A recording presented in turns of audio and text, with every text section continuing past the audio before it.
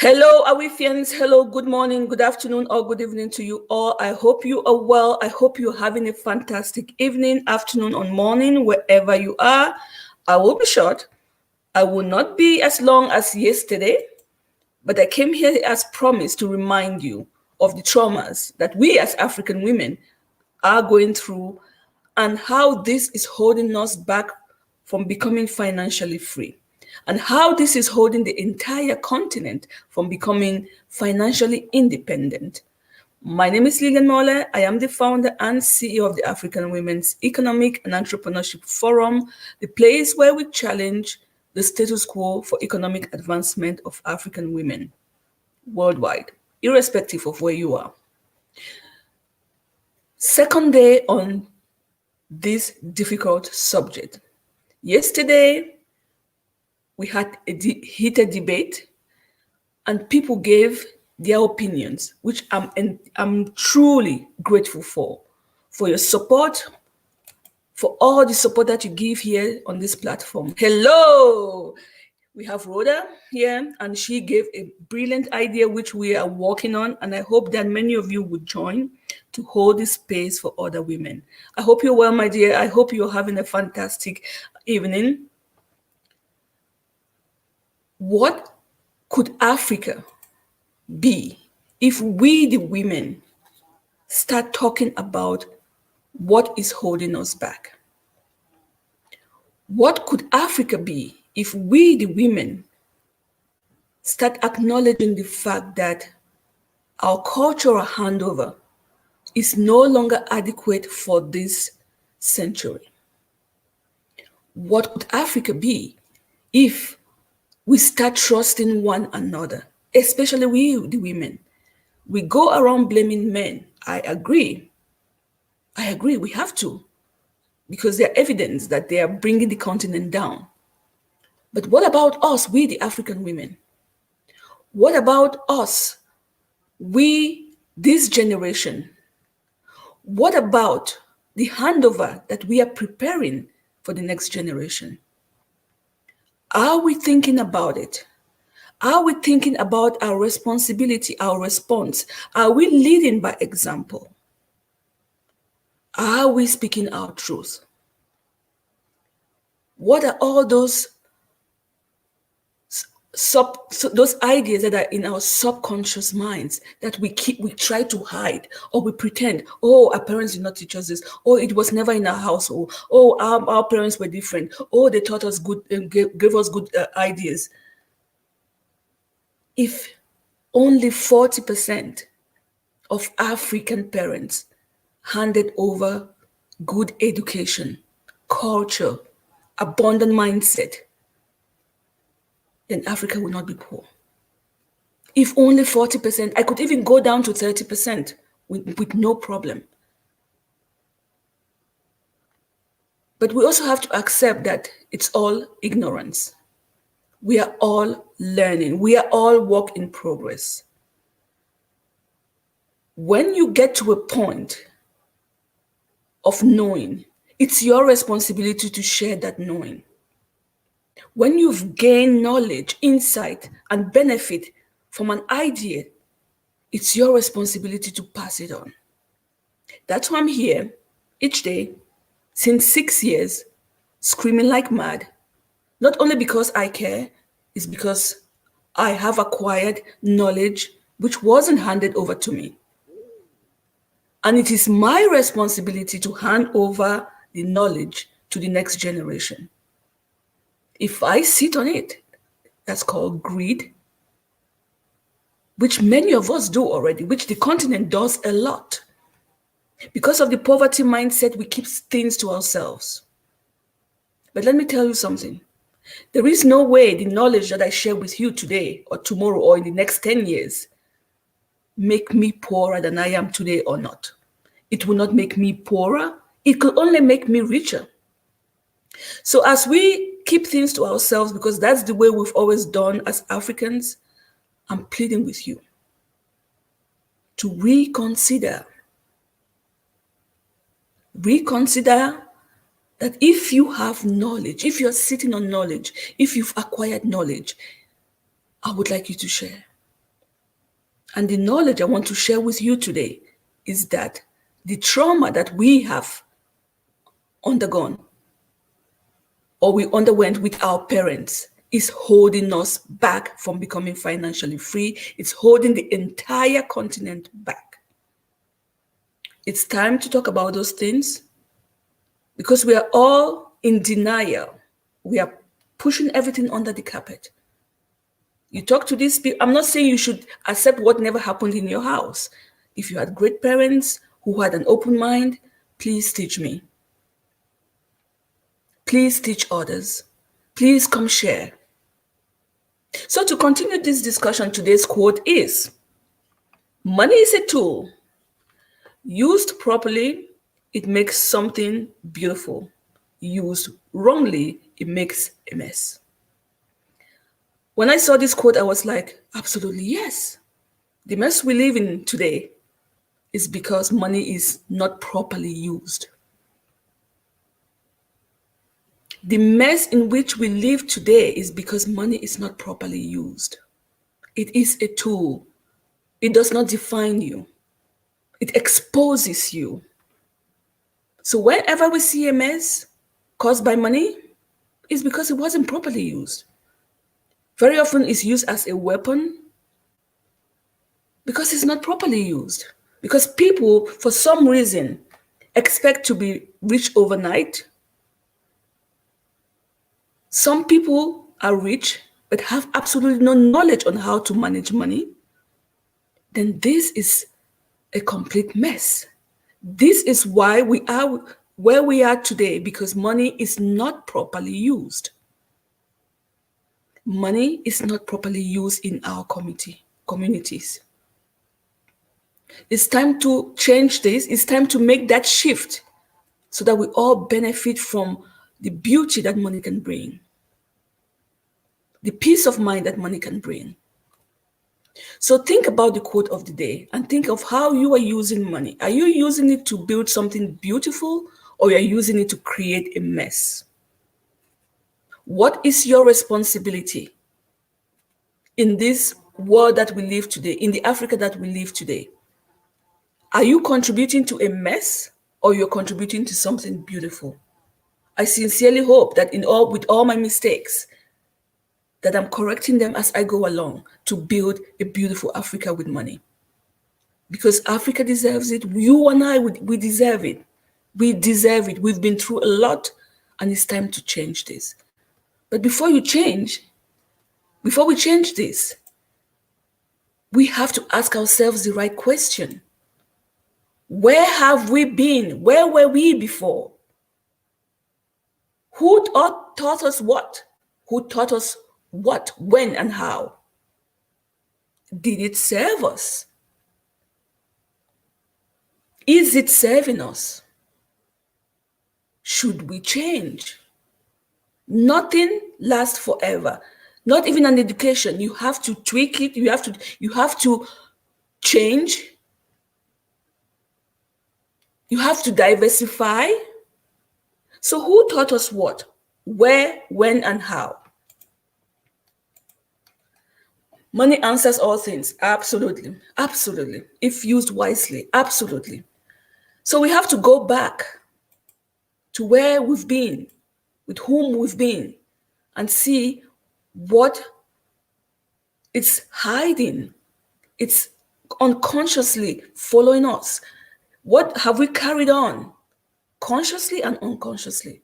And let's just be honest, is it serving us? Because we are failing because we are carrying other people's stories. You're either carrying your dad's story because dad failed in this, or you are carrying your dad's story to be this because your dad was a successful this. Either way, either as a failure or as a success. And I really hope it's serving you in what you're doing in your life today.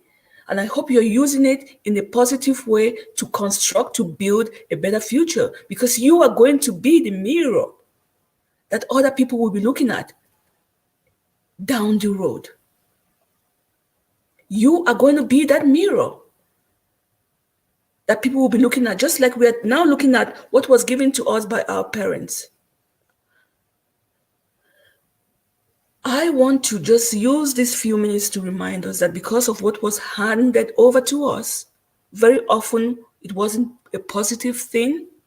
And now we are stuck comparing ourselves to people who are way advanced than us. This is causing a lot of sabotage. A lot of sabotage that we try to shrink ourselves, try to remain small because we really want to be loved by the people that we've always known, by our family, by our loved ones, neighbors, friends. Money trauma leads to self sabotage.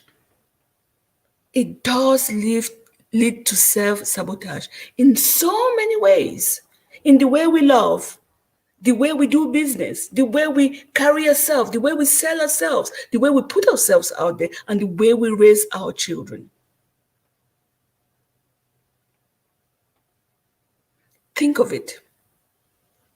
In your education, there is always something good and something negative about. What is it that needs to change so we stop this self sabotage towards a better human being that we were meant to be? Because to be honest, we were meant for abundance, we were meant to be happy. But because of greed and all other stuff and mistakes as well, and our mistakes,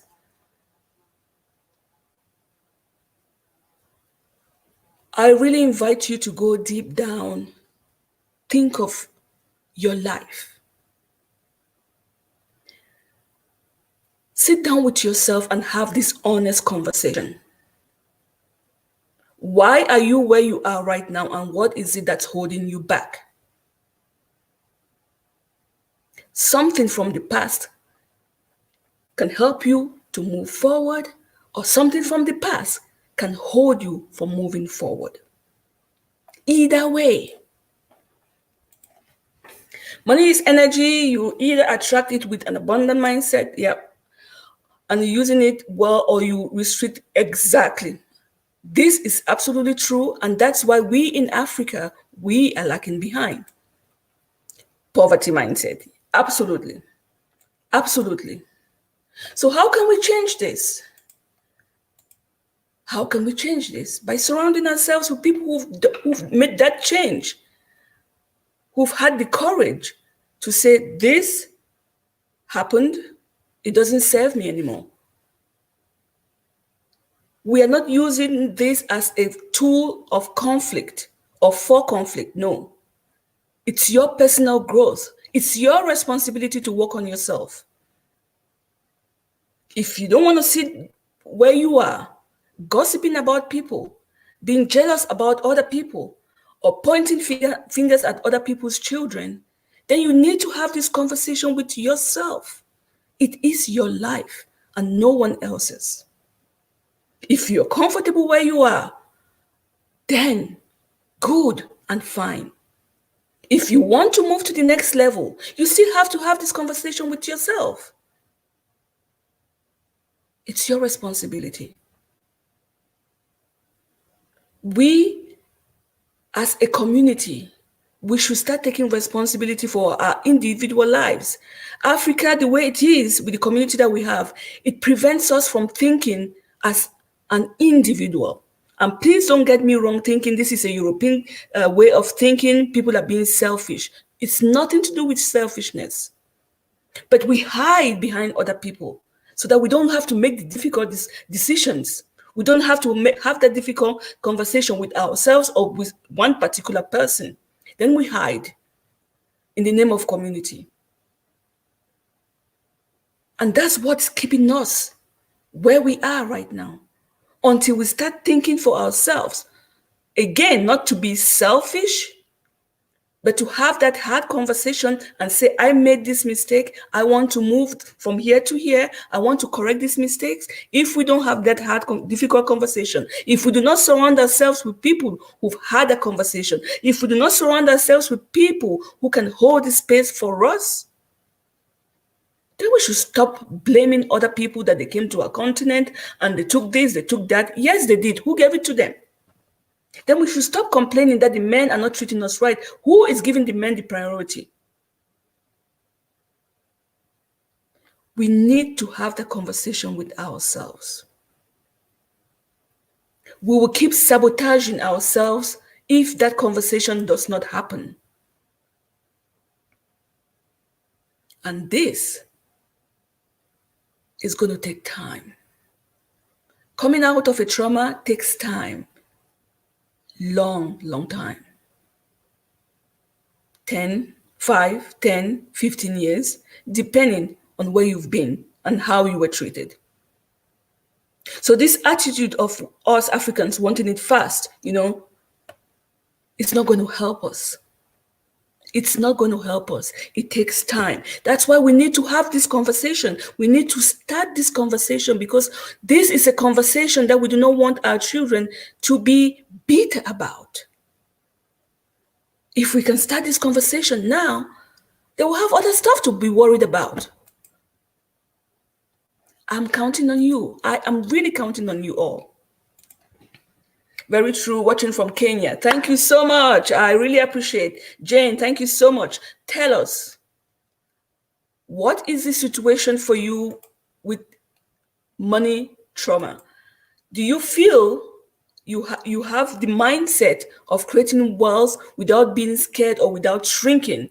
Do you feel you have the liberty to think as wide as you want, to become the person that you want? Do you think your entourage will support you without you judging you? Do you think they are really there for you to be the person that you really want to be?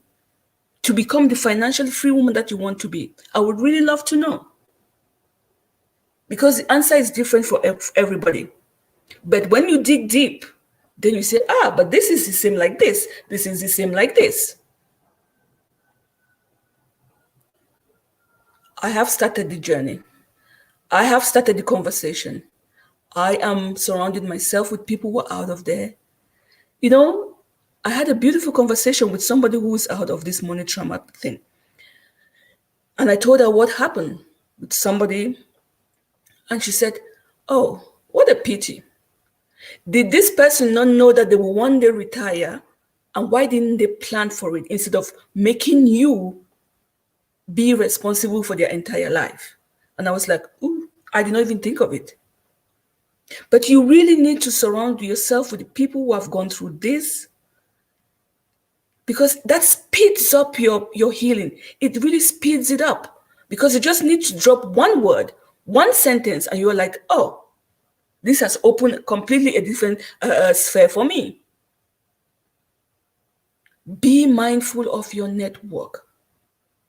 Be mindful of the people you let in your space. And if you're out of there, if you're in the journey, I'm begging you to carry as many women as you can with you. It's so worth it. Because you don't want to be standing alone on that island, on that mountain top. You don't want that. You don't want that. I think where I live, I'm the only Black, and it's like, you would have loved to have someone to converse with. Carry as many women as you can. Whatever stage you are in your life, whatever progress you've made, pass it on. Take someone with you. I hope I'll be able to take as many of you as possible with me. I hope someday you and I would look back and say, you were difficult, but that discussion was necessary. I hope when your children meet my children and when our children and great-grand, in whatever occasion, they will have fun stuff to talk about that's helping them to be really free mentally, emotionally, and financially. That's my wish. And I'm taking you with me. I am. I'm not going alone. So I'll come here for the next God knows how many years and talk and talk and talk and talk until one person comes along. Then there's the next one. Then there's the next one. I'm not giving up. Don't count on me. Give up on yourself if you want. I'm not. I'm not. So that was it from me today. I hope these few days have been beneficial to you. Send in your questions, your request, your goals, Ask for the help that you need. We are here for you. I am not going alone. I'm taking you with me, as many as I can, today, next year, and in the coming years. Thank you for your time. Thank you for all your support.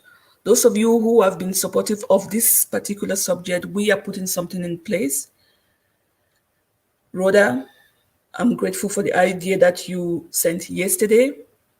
We are working on it, and something is going to happen so we can keep, we can really hold the space for many women who are dying for something like this. But since it's not common practice to go out there and speak their truth, people don't know where to go. Hold a space for somebody. And please, when you do, hold it honestly. Honestly. I care about you. I will always care about you. But you have to take your own responsibilities into your own hands and say, I want to make that change. I cannot make the change for you. I can only talk as much as possible to shed some light. But you have to make the move. You have to decide. The thing with Africa is people expect changes, but they don't want to bend their fingers. They don't want to make, no sacrifice. They want to do just what they've been doing for the last 50 years. And then it's okay. Then they expect change. Never going to happen. Yes, we're going to keep the space for others. It's never going to happen. One woman at a time. And we are going to carry as many as possible with us. For those of you watching live or as a replay, this is a powerhouse lady right here. So please, you are in the right place, but you have to make that change. Thank you. Thank you so much. You have to make that change. That was it for today. Thank you so much. I will not be here tomorrow. But if something burning, if somebody sends a request, I may come in to really respond to that openly, because sometimes responding to one person is helping one person. But when you respond openly, other people with the same problem get a chance to have an idea of how that problem could be solved. You can be financially free. Baby steps.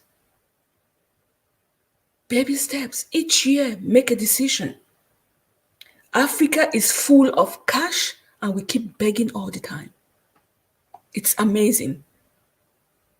For those of you in the developed world, you know what it is like. When you have money, that's the only money you have. When you receive your salary, that's the only money you have. Your uncle, your auntie, your whatever is not coming to help you.